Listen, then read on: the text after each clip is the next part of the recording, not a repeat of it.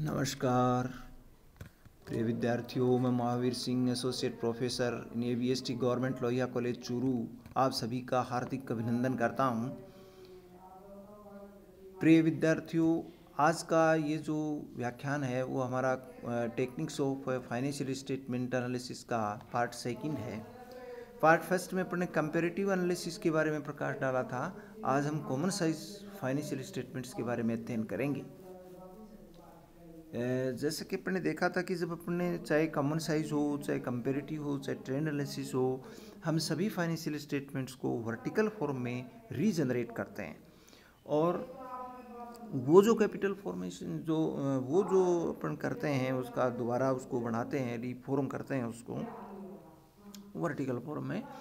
उसके अंदर कंपेरेटिव के अंदर तो जैसे अपने पिछले साल की चालू साल की तुलना में वृद्धि या कमी लिखा राशि के रूप में और उसको परसेंटेज में व्यक्त किया। तो एक तरह से अपन ये कह सकते हैं कि वर्टिकल फॉर्म में डेवलप करना, लेकिन एनालिसिस हॉरिजॉन्टली करना। आज हम क्या करेंगे कि जो वर्टिकल फॉर्म में उसको वर्टिकल फॉर्म में उसको जो है वो एनालिसिस करेंगे और एक प्रत्येक वर्ष की किसी एक जो फिगर को है जो उसको अपन बेस लेते हैं, वो उसको 100 बेस बन करके बाकी सभी आइटम्स को उससे परसेंटेज के रूप में व्यक्त कर देते हैं। तो उससे पता लग जाता है कि उस एक किसी जो है, जैसे मान लीजिए बिक्री है तो बिक्री के ऊपर विभिन्न मदों का प्रतिशत क्या है उस साल में, चिट्ठी के अंतर्गत जो उसके जो टोटल जो फंड्स हैं, लॉन्ग टर्म फंड्स या जिसको अपन कैपिटल एम्प्लॉयड कहते हैं, उसके विभिन्न मदों से प्रतिशतें क्या है ये पता अपने को लग जाता है। तो इसमें मुख्य रूप से दोनों ही बातें हैं। कॉमन साइज अपन प्रॉफिट एंड लॉस काउंट अपन तैयार करते हैं पहले। तो common size profit and loss count तैयार करने के लिए जैसे अभी अपने कहा था कि पहले अपन सबसे पहला स्टेप तो अपना ये होगा कि जो प्रॉफिट एंड लॉस काउंट होगा उसको अपन वर्टिकली फॉर्म करेंगे।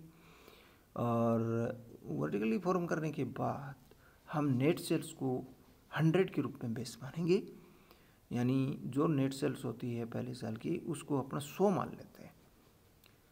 अब नेट सेल्स का विभिन्न आइटम्स से अपन रेशियो कैलकुलेट करते हैं। जैसे मान लीजिए कॉस्ट ऑफ गुड्स सोल्ड है उसकी 60% है। कैसे हुई? जैसे पहले साल मान लो 10 लाख रुपए की बिक्री थी और कॉस्ट ऑफ गुड्स सोल्ड आती है 6 लाख, तो 60% हो गया कॉस्ट ऑफ गुड्स सोल्ड का रेशियो। और उसको माइनस करेंगे तो 40% ग्रोस प्रॉफिट का रेशियो आ जाएगा। तो कहने का अभिप्राय ये हुआ कि हम सभी मदों का जिसके अंदर क्या क्या आती है, मोटे तौर पर अगर कहें तो सारी बातें हैं, कोई हर आइटम का अपन परसेंटेज कैलकुलेट कर सकते हैं। Opening stock, purchases, direct expenses, manufacturing expenses, indirect expenses, जिसमें operating expenses, non operating income, non operating expenses, सभी के रेशियोज हम कैलकुलेट कर सकते हैं बिक्री के ऊपर। तो बिक्री का कितना परसेंट कौन सी आइटम है ये हमें पता लग जाता है। तो ये सारी प्रतिशतें हम ज्ञात करके किसी प्रकार का निर्णय ले सकते हैं। मोटे तौर पर इसका एक नमूना आपको दिया गया है जिसमें ये आइटम्स आपके ज़रूर होते हैं। नेट सेल्स जैसे मान लीजिए 5 लाख है और तो ये हमें 100 कर लिया। Cost of goods sold 3 lakh हो गई तो 60% हो गई। ग्रोस प्रॉफिट रेशियो 40% हो गया 2 लाख रुपये आने पर। ऑपरेटिंग एक्सपेंसेस 1 लाख रुपये के अगर हैं तो 20% ये हो जाते हैं और इस तरीके से ऑपरेटिंग प्रॉफिट 1 लाख ही बचता है। फिर ऑपरेटिंग नॉन ऑपरेटिंग जो खर्चे हैं उनको अपन लेस कर देते हैं। तो ऐसी स्थिति में नॉन ऑपरेटिंग जो इनकम्स हैं उनको ऐड कर देते हैं और नॉन ऑपरेटिंग एक्सपेंसेस को लेस कर देते हैं, तो नेट प्रॉफिट आ जाता है। ये नेट प्रॉफिट बिफोर टैक्स आता है, फिर उसमें से टैक्स माइनस होता है, नेट तो आफ्टर टैक्स बन जाता है। तो यहाँ पर जो है वो जैसे अभी एग्जाम्पल के हिसाब से अपने देखा तो नेट सेल्स को अपना 100 कर लिया और इस तरीके से अपन नेट प्रॉफिट ये बिफोर टैक्स तक ही ज्ञात किया है, उसमें से टैक्स माइनस कर देंगे तो आफ्टर टैक्स आ जाएगा। तो ये जो एनालिसिस है ये किसी भी फर्म की स्वयं की जो दूसरी फर्म से नहीं बल्कि स्वयं की ही तुलना करने के लिए होता है कि स्वयं के जो परसेंटेज है या सेल्स है वो उसकी तुलना में जो विभिन्न आइटम्स की परसेंटेज क्या होती है। एक बात और है इसमें अपन क्या है कि ये जो कंपैरिजन करते हैं कॉमन साइज, इसमें ये वर्टिकली अपन करते हैं, लेकिन इसका कंपैरिजन इंटरफर्म कंपैरिजन जब होता है तो यही रेशियोज हम किसी दूसरी फर्म या कंपनी से उसका कंपैरिजन करते हैं। कंपेरेटिव एनालिसिस में तो अपने क्या होता है, सेम वही संस्था अपने ही पिछले साल की तुलना में कंपेरिजन करती है। कॉमन साइज़ के अंतर्गत क्या होता है कि कॉमन साइज़ में जो परसेंटेज अपने निकाली हैं, ये वर्टिकली निकाली हैं परसेंटेज भी, लेकिन इनकी तुलना अपने हॉरिजॉन्टली किसी दूसरी फर्म से करता है। तो इससे अपने पता लग जाता है कि जैसे किसी दूसरी फर्म की मान लीजिए जीपी रेशियो 20% आ रहा है, किसी इस फर्म का जैसे 40% आ रहा है, तो ये फर्म ज़्यादा बेटर हो गई। तो ये इंटर फर्म कंपेरिजन के लिए इसका बड़ा यूज होता है। कॉमन साइज बैलेंस शीट के अंतर्गत जो है वो क्या करते हैं अपन, कॉमन साइज बैलेंस शीट के अंतर्गत जैसे मैंने आपको बताया कि हम नेट कैपिटल एम्प्लॉयड को बेस लेते हैं, उसको 100 ले लेते हैं, और बाकी सभी आइटम्स चाहे शेयर कैपिटल है, रिजर्व्स एंड सरप्लस है, लॉन्ग टर्म डेट्स हैं, फिक्स्ड एसेट्स है, वर्किंग कैपिटल है, इन सभी के रेशियोज हैं वो नेट कैपिटल एम्प्लॉयड की तुलना में कैलकुलेट कर लेता है। और इस प्रकार से जब गणना करते हैं तो उनका जो कंपैरिजन होता है वो दूसरी किसी फर्म से हम उसका कंपैरिजन कर लेते हैं, तो पता लग जाता है कि भाई नेट कैपिटल एम्प्लॉयड का कितना भाग जो है वो एक्स फर्म है वो शेयर होल्डर्स फंड यानी स्वामियों के द्वारा प्रदत्त है और कितने बाहरी सोर्सेज से प्राप्त हो रहा है, और वही दूसरी फर्म जो है वो कितने ओवन फंड से यूज़ कर रही है, कितने बाहरी फंड्स यूज़ कर रही है अपने नेट कैपिटल एम्प्लॉयड के लिए।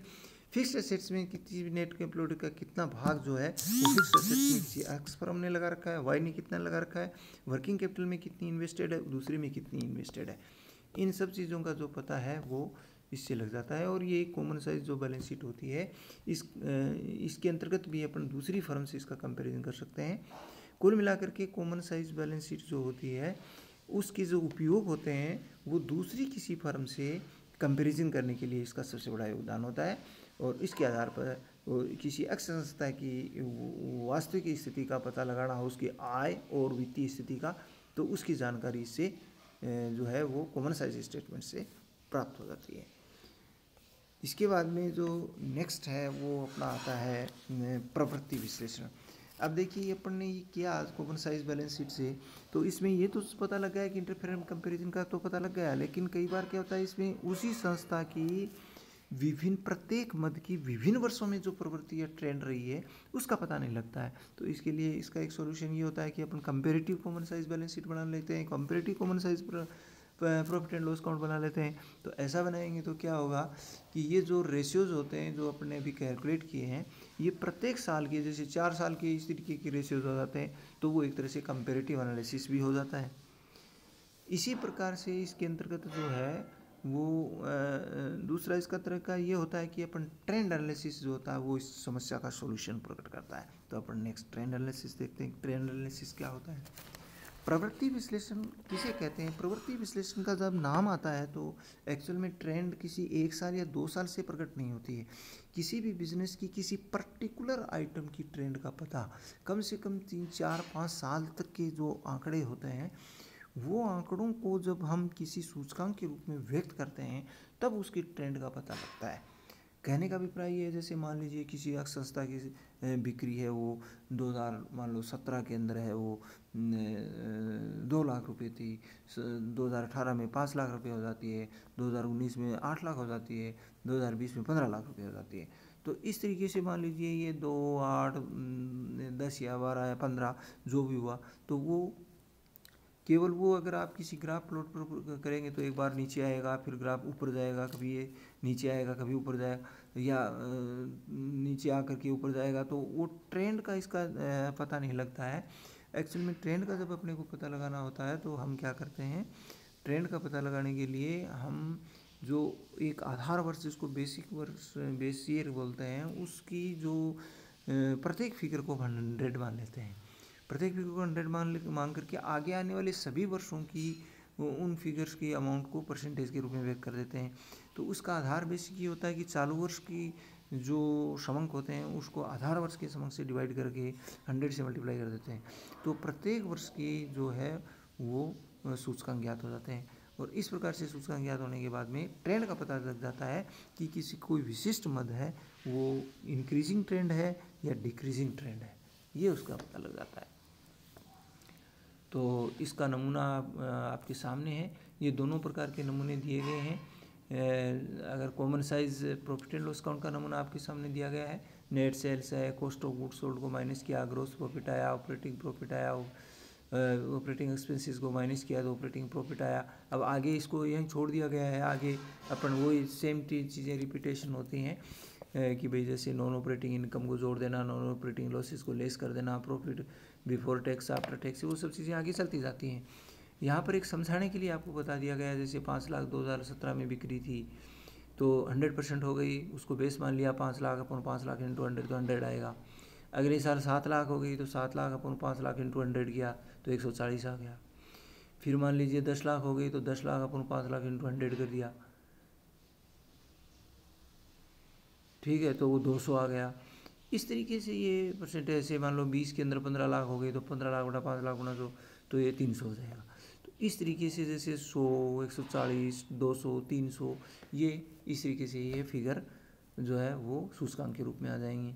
इसी प्रकार से कॉस्ट ऑफ गुड्स सोल्ड इसमें से लेस करेंगे तो जैसे 3 लाख तो 100 हो गया, फिर 5 लाख अपन 3 लाख, 8 लाख अपन 3 लाख, 10 लाख अपन 3 लाख, तो इस तरीके से ये ट्रेंड है वो कैलकुलेट कर देते हैं।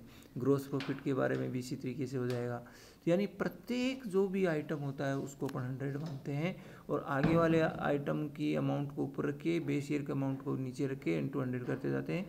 तो ये सभी सालों के जितने भी साल हैं उन सभी वर्षों की ये ट्रेंड आ जाती है। ऐसे ही कॉमन साइज बैलेंस शीट के अंतर्गत करते हैं, हर आइटम को 100 मान लेते हैं। जैसे शेयर कैपिटल को 100 मान लिया, रिजर्व्स को भी 100 मान लेंगे पहले साल को, शेयर होल्डर फंड को भी 100 मान लेंगे। हर आइटम जो लिखा हुआ है उसके आगे 100 हो जाता है। इसका मतलब ये हुआ जैसे 50 बटा 50 इंटू 100, 30 बटा 30 इंटू 100, आगे वाले साल की हो गए तो चालू वर्ष की ऊपर लिख लेंगे और जो बेस ईयर है यानी 2017 जैसे बेस ईयर है तो बेस ईयर को नीचे कर लेंगे तो 100 कर लेंगे। तो इस तरीके से जैसे सूचकांक की तरह इसको कैलकुलेट करते हैं। और ऐसा कैलकुलेट करने से जो है वो क्या होगा कि उसको अगर ग्राफ प्लॉट करेंगे उस चीज़ को, जैसे मान लो शेयर कैपिटल को, तो उससे पता लग जाएगा कि ये ट्रेंड जो है वो इंक्रीजिंग है या डिक्रीजिंग है। तो ये ट्रेंड कम से कम 4-5 साल के आइटम होते हैं, उनसे ट्रेंड का पता लगता है।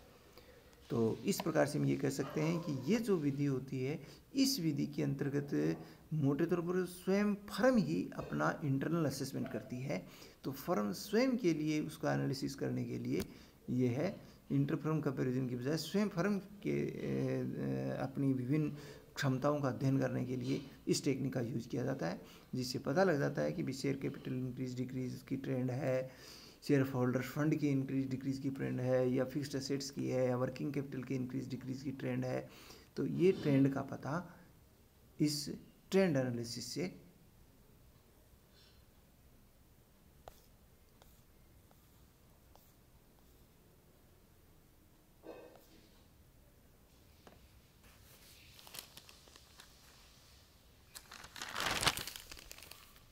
ट्रेंड एनालिसिस से लग जाता है। तो ये आज के व्याख्यान में बस इतना ही, नेक्स्ट अपन बाद में देखेंगे। धन्यवाद।